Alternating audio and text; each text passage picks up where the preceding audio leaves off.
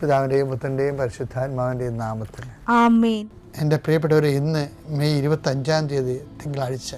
അമ്മേ പരിശുദ്ധ അമ്മേ, അമ്മേ പരിശുദ്ധമേ, ദൈവമാതാവേ, കൃപാസനത്തിലൂടെ ഞങ്ങളുടെ ദേശത്തിനും അമ്മ മധ്യസ്ഥം തേടി തന്ന എല്ലാ അനുഗ്രഹങ്ങൾക്കും കൃപകൾക്കും ഞങ്ങളിപ്പോൾ ഹൃദയം നിറഞ്ഞ നന്ദി പറയുന്നു. അമ്മേ പരിശുദ്ധമേ, ദൈവമാതാവേ, 2004 ഡിസംബർ 7 ഉച്ചകഴിഞ്ഞ് 2:30 കൃപാസനത്തിൽ സംഭവിച്ച അമ്മയുടെ പ്രത്യക്ഷപ്പെടലിനെ കുറിച്ച് തിരുസഭയ്ക്ക് സമർപ്പിച്ചിരിക്കുന്ന പഠനരേഖകളുടെ സഭാത്മകമായ പഠനം ആരംഭിക്കുവാൻ ഞങ്ങൾ പ്രാർത്ഥിക്കുന്നു. അമ്മേ പരിശുദ്ധമേ, ഭൂസ്വർലോകങ്ങളുടെ രാജ്ഞിയായ അങ്ങേയ്ക്ക് ഭൗമസംരക്ഷണത്തിനായി പ്രപഞ്ചപ്രകൃതിയെ തന്നെ തിരുസഭ പ്രതിഷ്ഠിക്കുവാൻ ഈ പ്രത്യക്ഷീകരണം വഴി ഇടയാക്കണമേ. പരിശുദ്ധമേ, ജപമാല മാതാവേ, സകല കൃപാസനം പ്രാർത്ഥനയോടും ചേർത്ത് ഞങ്ങളിപ്പോൾ പ്രാർത്ഥിക്കുന്ന ഈ കുടുംബത്തിന്റെ പ്രത്യേക നിയോഗം പറ മക്കളെ.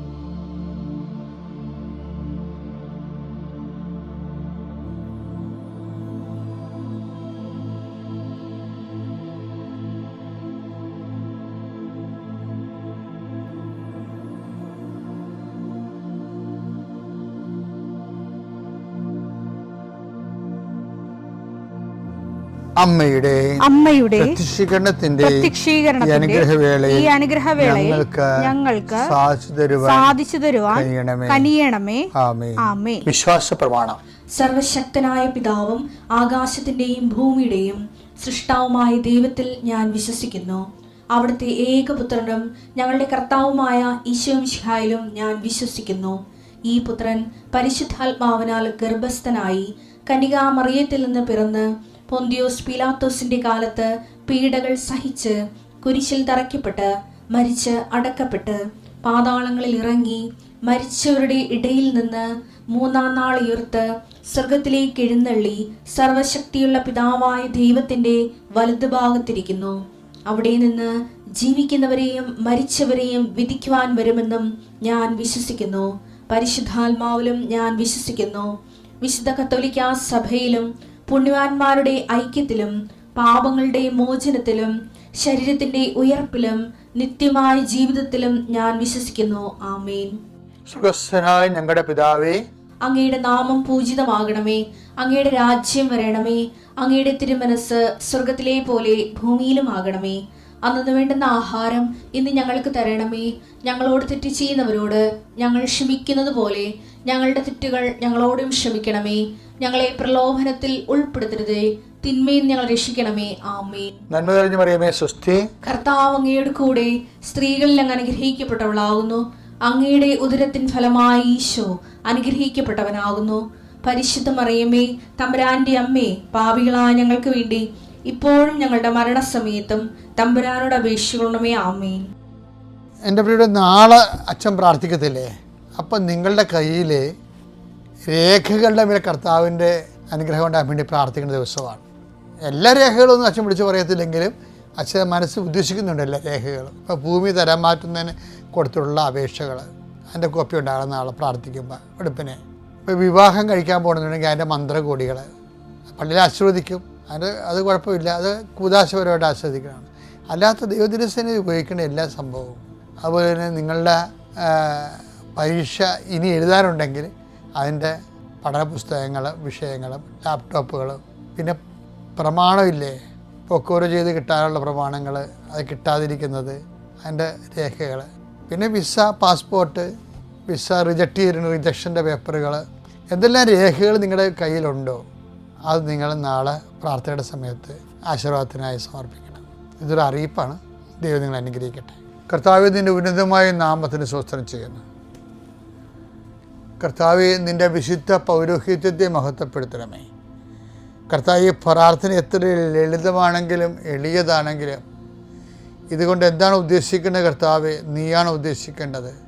രോഗികളെ, നാനാവിധ രോഗികളെ കർത്താവെ നിൻ്റെ വിശുദ്ധമായ രക്തം തളിക്കണമെന്ന് പ്രാർത്ഥിക്കുന്നു.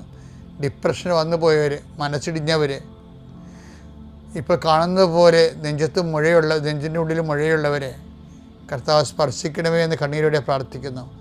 ഉടലിൽ നിന്ന് വെള്ളം വന്നുകൊണ്ടിരിക്കുന്നവരെ കർത്താവ് സുഖപ്പെടുത്തുന്നുണ്ട്. കർത്താവ്, അടിവയറ്റിലെ വേദനകളും മുഴുവൻ എല്ലാത്തരം അസ്വസ്ഥതകൾ, ഭാരങ്ങൾ, എന്തോ കെട്ടിയിരിക്കണ പോലെ തോന്നുന്ന അവസ്ഥകൾ കർത്താവിൻ്റെ നാമത്തിൽ സൗഖ്യമാകട്ടെ എന്ന് ഈശോനാമത്തിൽ പ്രാർത്ഥിക്കുന്നു. കർത്താവ്, ഇന്ന് ജോലി അന്വേഷിച്ച് പോകുന്നവരെ, കർത്താവ് ഓപ്പറേഷന് വേണ്ടി ഒരുങ്ങിക്കൊണ്ടിരിക്കുന്നവരെ, ഓപ്പറേഷൻ 2.5 മണിക്കൂർ ഉണ്ടാകുമെന്ന് കേട്ടപ്പോഴൊരു പ്രയാസം നേടുന്നവരെ, അതിനെക്കുറിച്ച് ഭയങ്ങൾ തോന്നുന്നവരെ, എല്ലാ ഓപ്പറേഷനുകളെയും കർത്താവിൻ്റെ നാമത്തിൽ ഞാൻ ആശീർവദിക്കുന്നു. കർത്താവ്, പ്രസവത്തിലെ കുഞ്ഞിന് വെയിറ്റ് കൂടുതലാണ്, സിസേറിയൻ വേണമെന്ന് പറഞ്ഞപ്പോൾ അങ്ങനെ പറഞ്ഞിരിക്കുന്നവർ, അങ്ങനെ ഓരോരോ വിഷയത്തിൽ പ്രസവ സംബന്ധമായ വിഷയങ്ങളെ വിഷമിക്കുന്നവരും വേദനിക്കുകയും വീർമുട്ടുകയും ചെയ്യുന്നവരുടെ എല്ലാ ഭാരങ്ങളും മാറി മാതാവ് പ്രസവത്തിൻ്റെ ഓപ്പറേഷൻ്റെ ടൈമിൽ അല്ലെങ്കിൽ പ്രസവത്തിൻ്റെ സമയം നിൻ്റെ കൂടെ കൈകൾ പിടിച്ചുകൊണ്ട് പരിശുദ്ധ അമ്മയെ നിന്നെ ഏൽപ്പിക്കുന്നു. പിതാപുത്രനും പരിശുദ്ധാത്മാവായ സർവ്വേശ്വര എന്നേക്കും ആമേൻ. എൻ്റെ പ്രിയപ്പെട്ട, നമ്മൾ ഇന്ന് കാണുന്നത്, നമുക്കറിയാം ഈ ദിവസങ്ങളിലെല്ലാം അച്ഛൻ ചെയ്യണത് പെന്തക്കോസ്ത മഹോത്സവത്തിന് ശേഷവും അതിന് ശേഷമുള്ള ഈ പെന്തക്കോസ്ത കാലഘട്ടങ്ങളിലുള്ള ആത്മാവിനെക്കുറിച്ചുള്ള ജാഗ്രതയും അത് സ്വീകരിക്കാൻ വേണ്ടിയുള്ള ദൈവകൃപ നിങ്ങൾക്ക് ലഭിക്കണമെന്ന ഉദ്ദേശത്തിലാണ് അച്ഛൻ ഓരോ ടോക്കുകൾ ചെറിയ ബിറ്റ്സുകൾ നൽകുന്നത്. ഇപ്പോൾ ഇന്ന് നമ്മൾ കാണാൻ പോണത് പരിശുദ്ധാത്മാവിൻ്റെ വരങ്ങളെക്കുറിച്ചാണ് നമ്മൾ ഇത്രയും നാൾ സംസാരിച്ചുകൊണ്ടിരുന്നത്. ഇന്ന് നമ്മൾ കാണുന്നത് വിശ്വാസവരത്തെക്കുറിച്ചാണ്. വിശ്വാസവരം എന്ന് വെച്ച് കഴിഞ്ഞാൽ നമുക്ക് വിശ്വാസത്തിന് പല തലങ്ങളുണ്ട്. ഒരറിവിൽ നിന്നുണ്ടാകുന്ന വിശ്വാസമുണ്ട്. ഇപ്പോൾ നമുക്ക് അമേരിക്കയെക്കുറിച്ചൊക്കെ പറയുമ്പോൾ അമേരിക്ക നമ്മൾ കണ്ടിട്ടില്ലെങ്കിലും നമ്മൾ ഉണ്ട്, അപ്പോൾ നമുക്കൊരു വിശ്വാസമുണ്ട് അല്ലേ. പിന്നെ സ്നേഹം വിശ്വസിക്കുന്നു, ഇപ്പോൾ സ്നേഹമെല്ലാം വിശ്വസിക്കുമെന്ന് പൗലോസ് പറഞ്ഞില്ലേ. അപ്പോൾ നമ്മളോട് പറഞ്ഞു തന്നിട്ട് നമുക്ക് കാണാൻ അറിവില്ലെങ്കിലും ചില കാര്യം നമുക്ക് വിശ്വസിക്കാൻ ജീവിക്കാൻ പറ്റത്തില്ല. ചിലർ ചതിക്കും, പക്ഷേ അപ്പോൾ അത് മുക്കാലും നമ്മുടെ അമ്മയൊക്കെ പറയണത് എല്ലാം കറക്റ്റായിരിക്കും, നമ്മളോടുള്ള സ്നേഹത്തിലായിരിക്കും അത് പറയണത്. അപ്പോൾ സ്നേഹിതന്മാർ പറയുന്നതെല്ലാം അപ്പോൾ അത് മുക്കാലും കറക്റ്റായിരിക്കും. അച്ഛനത് ചെയ്യേണ്ട കേട്ടാ, അത് ശരിയാകത്തില്ല കേട്ടാ എന്ന് എന്നോട് ചിലർ പറഞ്ഞിട്ടുണ്ട്. അപ്പോൾ ഞാൻ പിന്നെ ചിലപ്പോൾ ആ ഒരു സമ്മേളനത്തിന് അല്ലെങ്കിൽ ആ ഒരു പദ്ധതി ഞാൻ പിന്നെ എടുക്കത്തില്ല. എന്താ കാര്യം? നമ്മളോട് പറയുന്ന ആൾക്കാർ നമ്മൾ ദുഃഖിക്കരുത്, നമ്മൾ നന്മയിലൂടെ വളരണമെന്ന് ആഗ്രഹിച്ചിട്ടുള്ളത് പറയണം. അപ്പോൾ അവർ കറക്റ്റായിട്ട് ഇപ്പോൾ എന്നെ കുറേ ആൾക്കാർ എന്നോട്, ഞാനധികം റിലേഷൻസ് കീപ്പ് ചെയ്യത്തില്ല, വളരെ ചുരുക്കം റിലേഷൻസ്. കാര്യം ഈ ആവശ്യമില്ലാത്ത കയറി ആൾക്കാരെ എന്നെ സ്വാധീനിക്കാതിരിക്കാൻ വേണ്ടി ഞാൻ അധികം റിലേഷൻസ് കീപ്പ് ചെയ്യത്തില്ല. ഞാൻ അരൂപിക്ക് എടുത്ത പ്രവർത്തനങ്ങൾക്ക് എതിരായിട്ടേ വരത്തുള്ളൂ മാനുഷികമായ ഐഡിയോളജികൾ. പക്ഷെ എന്നാലും ചില വിഷയങ്ങൾ ചില ആൾക്കാർ പറയുമ്പോൾ അത് പരിശുദ്ധാരും നമ്മളെ പറയും അത് കറക്റ്റാണ്, അപ്പോൾ അതുകൊണ്ട് അല്പം നഷ്ടമാണെങ്കിലും തൽക്കാലം നിൽക്കുക, അല്ലെങ്കിൽ ചാറേണ്ട കാര്യമില്ല എന്ന് പറയുമ്പോൾ അത് സ്നേഹത്തിൽ നിന്നുണ്ടാകുന്ന വിശ്വാസമാണ്. പിന്നെയെന്ന് പറയണത് അഭിഷേകപരമായ വിശ്വാസമുണ്ട്. അതൊരു വരവാണ്. എല്ലാം വരവാണെങ്കിലും അഭിഷേക വിശ്വാസത്തിന് അത് കൂടിയ വരവാണ്. അഭിഷേക വിശ്വാസം കാണപ്പെടാത്തതുകൊണ്ട് പ്രത്യാശകൾ ലഭിക്കും എന്നുള്ള ഉറപ്പ് മാത്രമല്ല, അഭിഷേക വിശ്വാസം എന്ന് പറയുമ്പോൾ നമുക്ക് ആന്തരിക ബോധ്യം, ആരും നമ്മൾക്ക് സപ്പോർട്ടീവല്ല, ആ വിഷയത്തിൽ സപ്പോർട്ട് ചെയ്യുന്നില്ലെങ്കിലും നമുക്ക് ആന്തരിക ബോധ്യം കൂടുതലായിരിക്കും. ഇപ്പം ഞങ്ങളൊക്കെ മിഷൻ ചെയ്യണത് അങ്ങനെയാണ്. ഇപ്പോൾ ഈ ഉടമ്പടിയൊക്കെ ചെയ്യില്ലേ, ഉടമ്പടിയിൽ എടുത്തപ്പോൾ തന്നെ കൃപാസനത്തിൽ പല എക്സിഡ്യൂങ്ങളും പറഞ്ഞു, അയ്യോ ഇതൊന്നും ആൾക്കാർ ചെയ്യത്തില്ല, ആൾക്കാരതൊന്നും ചെയ്യത്തില്ല.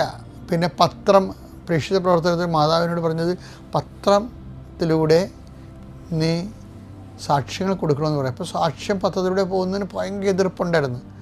കുറേ ആക്ഷേപങ്ങൾ വാങ്ങിച്ച് സഭയുടെ അകത്തുനിന്നും പുറത്തുനിന്നും നമ്മൾക്ക് കുറേ ഇത് ഞാൻ അനങ്ങാതെ അത് നിന്ന് എന്താ കാര്യം, എനിക്ക് വിശ്വാസാഭിഷേകത്തെക്കുറിച്ച് കിട്ടിയതാണ്. അതുപോലെയാണ് ഓരോ കാര്യങ്ങൾ. ചിലർ ഇപ്പം നമ്മൾ കൃപാസനത്തിൽ വരുമ്പോൾ ഒരു 10-12 പത്രം എടുക്കണേ, 10-18 പത്രം എടുക്കണ്ടേ. അപ്പോൾ പണ്ട് ഒരു പത്രം പോലും ആൾക്കാർ എടുക്കത്തില്ലായിരുന്നു. അപ്പോൾ കൃപാസനത്തിലുള്ള ആൾക്കാർ പറയുമായിരുന്നു, എക്സിക്യൂട്ടീവ് പറയുന്നു, അയ്യോ ആൾക്കാർ പത്രമൊന്നും എടുക്കത്തില്ല, ഇത്തരം പത്രമൊന്നും വെക്കരുതെന്ന് പറഞ്ഞു. അപ്പോൾ അമ്മ എന്നോട് പറഞ്ഞിട്ട് ഇത് മുന്നോട്ട് പോകണം, ഇത് ഇനി ചെയ്യാൻ പോകുന്ന ഉടമ്പടിയുടെ എല്ലാം അമ്മ ചെയ്യാൻ പോണ പത്രത്തിലൂടെയാണെന്ന് പറഞ്ഞായിരുന്നു. അതുകൊണ്ട് പത്രത്തിന് ഭയങ്കര എതിർപ്പ് പറക്കുന്നുണ്ടെങ്കിലും ഇന്നിപ്പോൾ ബിഷപ്പിൻ്റെ സാക്ഷ്യം നിങ്ങൾ കഴിഞ്ഞ ആഴ്ച കേട്ടില്ലേ, ഒരാൾ 10 പത്രം മേടിക്കാൻ പറയുമ്പോൾ 150 പത്രമാണ് മേടിക്കണത്. എന്നിട്ട് അവർ തന്നെ ഇവിടുന്ന് നടന്ന് കോതമംഗലം വരെ പോയി ഇത് കൊടുക്കുകയാണ്. ആ ദൈവിക പദ്ധതിയാണ്. കർത്താവിനെ അറിയിക്കുക, അറിഞ്ഞവരെ ആഴപ്പെടുത്തുക. അപ്പം പ്രേക്ഷിത ചൈതന്യം ഇല്ലാത്തവരും മനുഷ്യൻ്റെ ഈ ഭാരങ്ങൾ മാത്രം കണ്ട് വിഷയം ബുദ്ധിപരമായി വിലയിരുത്തുന്നവരും ദൈവിക പദ്ധതിക്ക് എതിരായിരിക്കും. അപ്പോൾ വിശ്വാസ വരവെന്ന് പറയുന്നത് അഭിഷേക വിശ്വാസമുണ്ട്. അപ്പം നമുക്ക് ദൃശ്യമായ സപ്പോർട്ടുകളൊന്നും കിട്ടത്തില്ല, പക്ഷേ ആന്തരിക ബോധ്യമുണ്ട്. അപ്പം നിങ്ങൾക്ക് എന്തെങ്കിലും സംശയം ഉണ്ടെങ്കിൽ അവിടെ മെസ്സേജിങ് ഒക്കെ വരണതാണ്. മെസ്സേജ് ഇപ്പോൾ കൃപാസനത്തിൽ വന്ന ആൾക്കാരെ മെസ്സേജ് എടുപ്പിക്കത്തില്ലേ, ചില കാര്യങ്ങൾക്ക് മെസ്സേജ് വേണം. കാര്യം നമ്മൾ കൃത്യമായ കാര്യങ്ങൾ ദൈവത്തിൻ്റെ മനസ്സനുസരിച്ചാണ് ജീവിക്കണമെങ്കിൽ നമ്മൾ ദൈവത്തിൻ്റെ മനസ്സറിയണ്ടേ. അങ്ങയുടെ നാമം പൂജിതമാകണമേ, അങ്ങയുടെ തിരുമനസ് സ്വർഗ്ഗത്തിലെ പോലെ ഭൂമിയിലുമാകണമെന്ന് പറഞ്ഞാൽ ദൈവ തിരുമനസ്സാണ് നമ്മൾ ജീവിക്കേണ്ടത്. അപ്പോൾ ദൈവ തിരുമനസ് അറിയണമെങ്കിൽ അതിനുള്ള സംവിധാനങ്ങൾ ഉണ്ടാകണം. അപ്പോൾ അവിടെയാണ് വിശ്വാസവരം പോണത്. അപ്പോൾ വിശ്വാസവരത്തിൽ എപ്പോഴും വരണത് കഷ്ടകാലം ഉണ്ടാകും, പക്ഷേ കഷ്ടകാലം കഴിഞ്ഞ് വരുന്ന വിശ്വാസം അടിപൊളി വിശ്വാസമായിരിക്കും. അതാണ് പറയുന്നത് വിശ്വാസം. എന്ന് വെച്ചാൽ അഗ്നിശോധനകൾ അതിജീവിക്കുന്ന വിശ്വാസം. 1 പത്രോസ് 1:7 കാരണം അഗ്നിശോധനയെ അതിജീവിക്കുന്ന നശ്വരമായ സ്വർണത്തേക്കാൾ വിലയേറിയതായിരിക്കും പരീക്ഷകളെ അതിജീവിക്കുന്ന നിങ്ങളുടെ വിശ്വാസം. അപ്പോൾ ഒരു പരീക്ഷകൾ ഉണ്ടാകുമ്പോൾ അതിനെ വിശ്വാസം കൊണ്ട് അതിജീവിച്ചാൽ പിന്നെ സ്വർണത്തേക്കാൾ ഊതിക്കാച്ച വിലയുള്ള അമൂല്യമായ വിശ്വാസത്തിൻ്റെ ആസ്തി നമ്മുടെ കയ്യിൽ ഉണ്ടാകണം. അപ്പം വിശ്വാസം ഉണ്ടാകുമ്പോൾ പതറേണ്ട കാര്യമില്ല, അതിനെ വിശ്വാസം കൊണ്ട് അതിജീവിച്ചാൽ മതി. പ്രൈസ്.